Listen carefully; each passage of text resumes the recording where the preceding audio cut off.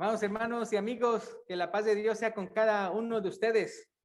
La escritura base para el mensaje del día de hoy se encuentra en Mateo capítulo 12, versículo 22 al 32. Mateo capítulo 12, versículo 22 al 32. Ahorita me toca usar esta mascarilla porque aquí tenemos aquí algunos hermanos, entonces para que tengamos esa seguridad. Entonces, ahí me van a ver durante la predicación con esta puesta. Pues Mateo capítulo 12, versículo 22 al 32 es la cita base que vamos a ver el día de hoy. Tal vez en sus Biblias hayan titulado este pasaje de la siguiente manera. ¿Cuál será el título del mensaje de hoy? La blasfemia contra el Espíritu Santo.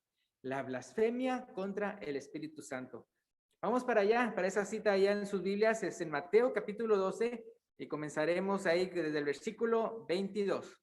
Mateo capítulo 12, versículo 22, que dice así: entonces fue traído a él, o sea, a Jesús, le trajeron un endemoniado, dice, ciego y mudo, y le sanó, de tal manera que el ciego y mudo veía y hablaba.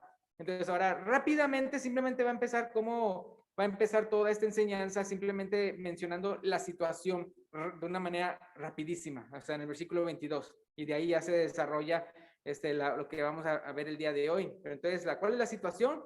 Bueno, que entonces fue traído a él, a Jesús, un endemoniado. Entonces se manifestaba que estaba endemoniado porque era ciego y mudo, en este caso, ¿verdad? Y le sanó, de tal manera que el ciego y mudo veía y hablaba. Y luego dice el versículo 23, y toda la gente estaba atónita y decía, ¿será este aquel hijo de David? Y dice el versículo 24, pero los fariseos al oírlo decían, este no echa fuera demonios, sino por Belcebú, príncipe de los demonios. Ahora, en los siguientes 3 versículos, Jesús va a mencionar 2 argumentos en contra del juicio y acusación que están haciendo en contra de él. Entonces, fíjense el versículo 25. Sabiendo Jesús los pensamientos de ellos, les dijo, todo reino dividido contra sí mismo es asolado, y toda ciudad o casa dividida contra sí misma no permanecerá. Y si Satanás echa fuera a Satanás, contra sí mismo está dividido. ¿Cómo pues permanecerá su reino? O sea, en otras palabras, ni siquiera tiene sentido de lo que me acusan, ya que hasta el mismo diablo sabe que si quieres arruinar un reino, una ciudad o un hogar, lo único que tienes que hacer es crear división en la sociedad, como lo que está pasando el día de hoy, ¿no? Que hay mucha división en la sociedad y cómo se fractura, ¿no? Una nación. O crear división en una familia para que ésta se destruya. Ahora, recuérdenme que el diablo es un experto en causar divisiones, porque esa es una herramienta que funciona de maravilla para destruir cualquier comunidad. Entonces, no por nada Jesús oró por la unidad de la iglesia, porque sabía que el diablo le iba a atacar causando divisiones entre ella misma para que el mundo no crea ni se salve. Esto lo pueden ver ahí en Juan 17. Juan 17, versículo 20 al 23. Juan 17, 20 al 23 dice así. Aquí está Jesús orando al Padre antes de que fuera al Gólgota, antes de que lo crucificaran, antes de que lo enjuiciaran. Dice Juan 17, 20 al 23. Mas no ruego solamente por estos, es decir, sus apóstoles, sino también por los que han de creer en mí por la palabra de ellos, para que todos sean uno, como tú, oh Padre, en mí y yo en ti, que también ellos sean uno en nosotros. ¿Cómo dice ahí? Para que el mundo crea que tú me enviaste. ¿Sí fijan con qué propósito?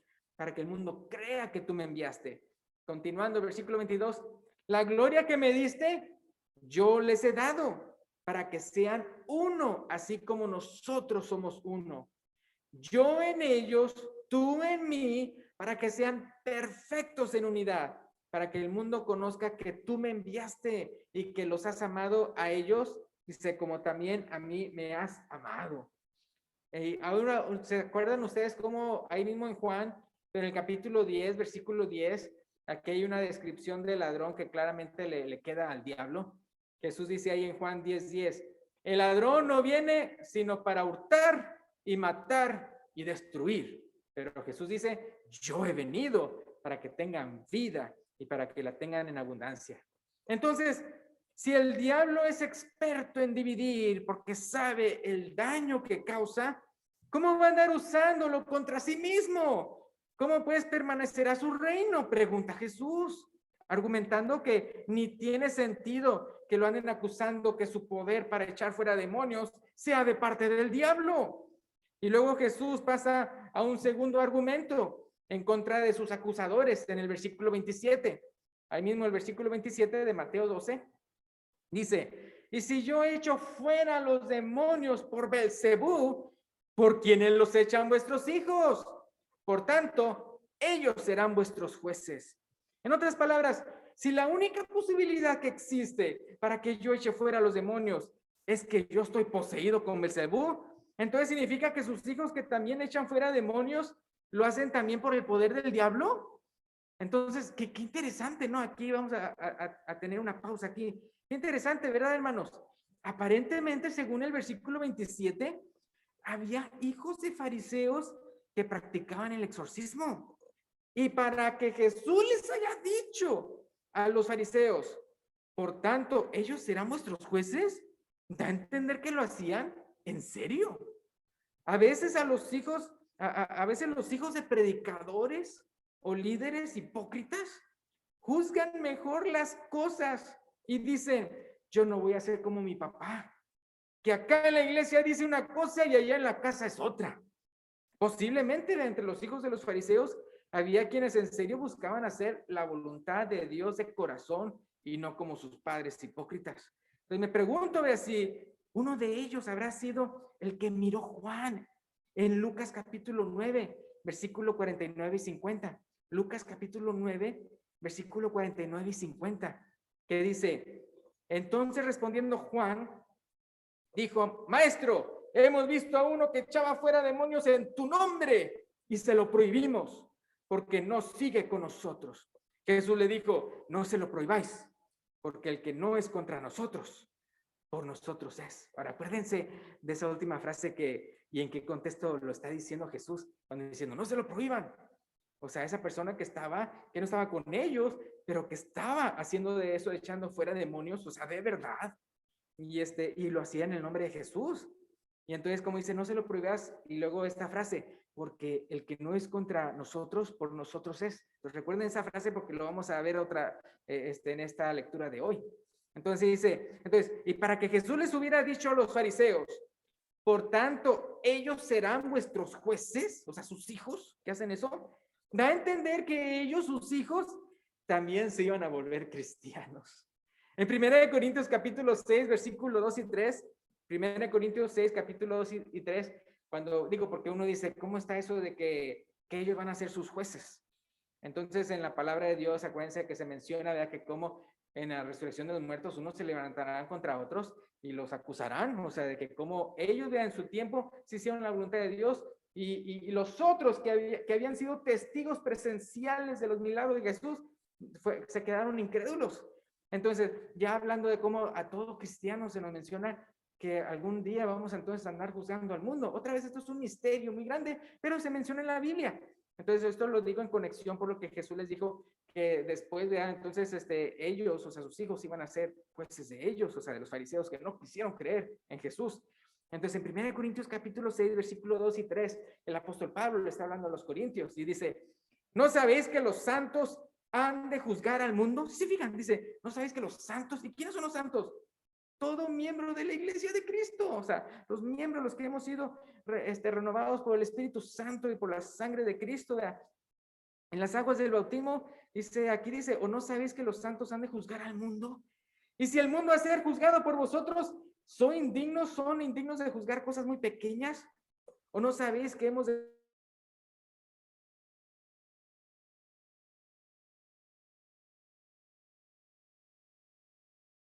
estaba exhortándolos a los corintios? Ahora, continuando en el pasaje de hoy, en Mateo 12, Jesús va a decir algo maravilloso en Mateo 12. Después de anular con los argumentos contra él las acusaciones erradas de los fariseos? Dice Mateo 12, versículo 28 y 29, dice así.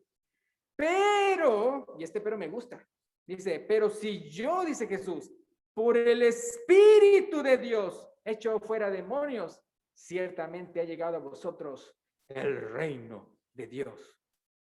Versículo 29, porque ¿cómo puede alguno entrar en la casa de hombre fuerte y saquear sus bienes si primero no le ata?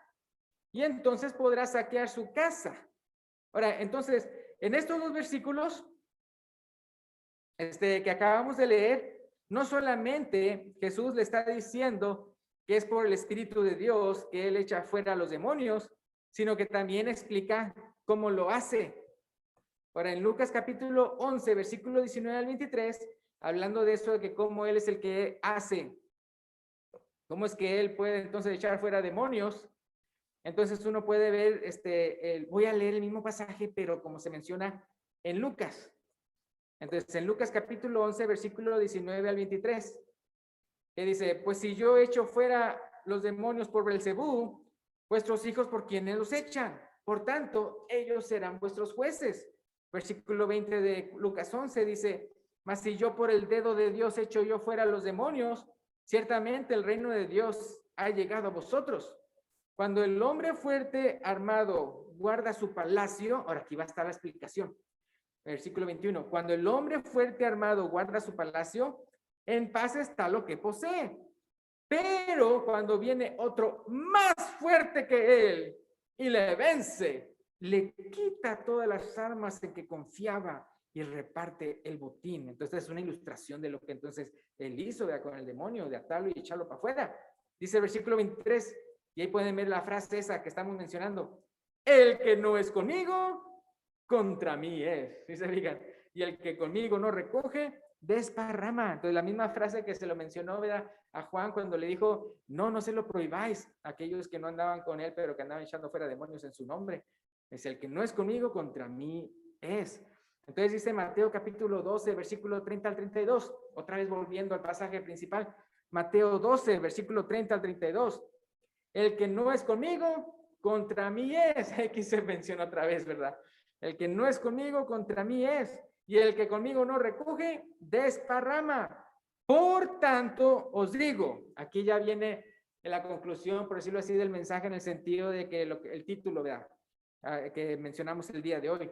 Entonces dice, por lo tanto, os digo, todo pecado y blasfemia será perdonado a los hombres, mas la blasfemia contra el Espíritu no le será perdonada.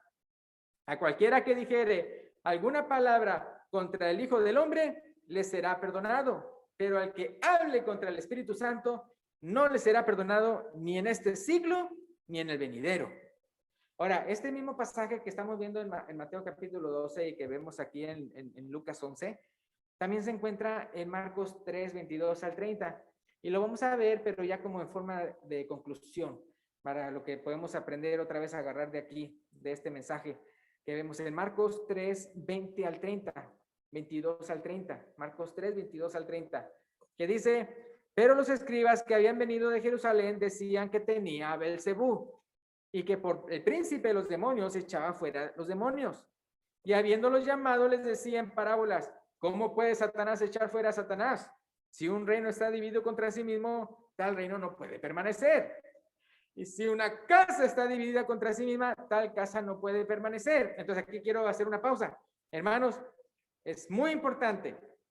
Si hay división en su hogar, si hay división en su familia, si hay división en la congregación, hermano, eso tiene que detenerse. Eso tiene que detenerse. Todo aquel que está causando división tiene que parar. ¿Por qué? Porque si no, la familia, la casa, el hogar, la iglesia, lo que sea, no va a permanecer, hermanos. Entonces, que dejémonos de divisiones. Dice el versículo 26, y si Satanás se levanta contra sí mismo y se divide, no puede permanecer, sino que ha llegado su fin. Ninguno puede entrar en la casa de un hombre fuerte y saquear sus bienes, si antes no le ata, y entonces podrá saquear su casa. De cierto os digo que todos los pecados, fíjense lo que dice aquí Jesús, de cierto os digo que todos los pecados serán perdonados a los hijos de los hombres, y las blasfemias, cualesquiera que sean.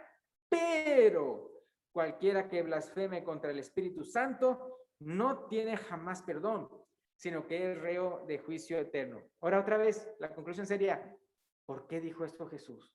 ¿Por qué? Y ahí está la respuesta en el versículo 30.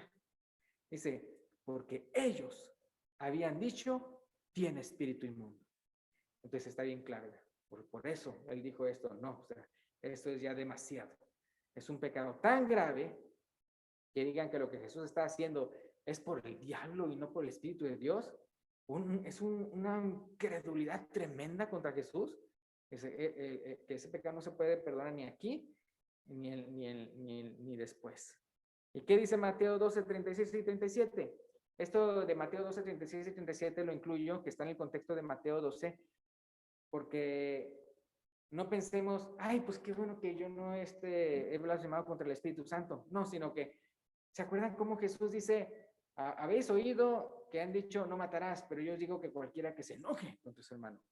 Entonces, así quiero hacer el día de hoy, pensar, no nada más andas pensando que, me he librado de cometer la blasfemia contra el Espíritu Santo, lo cual obviamente es bueno, ¿verdad? Que usted no lo haga.